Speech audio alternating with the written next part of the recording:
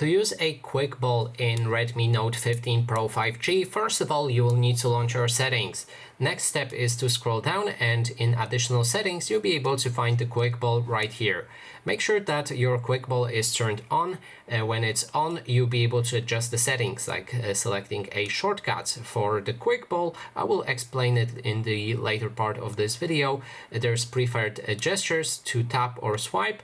There's hide automatically, which will automatically hide this quick ball icon for certain apps. So for example, if you're playing game or you need to access something where it is basically, then you can activate it right here, and that way for this app a quick ball shouldn't pop up.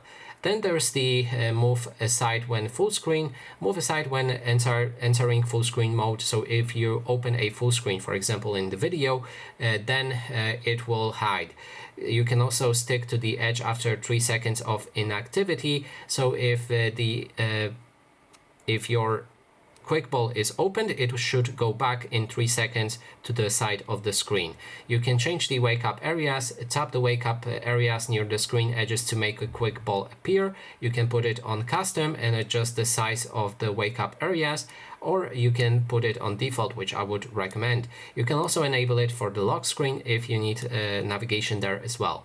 Now finally, let's talk about the quick ball itself, how it works and what you can do.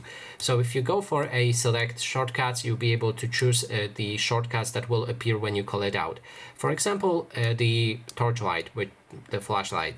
So if we've added it to our quick ball, now if we call it out, I'll be able to, sorry, I didn't want to do that. Let's unlock our device and I will show you that.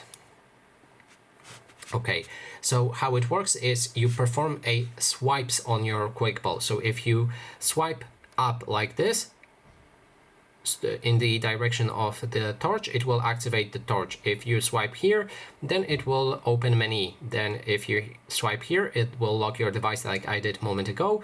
If here, then it will take a screenshot, and here it will go back. So in this case, let's go back.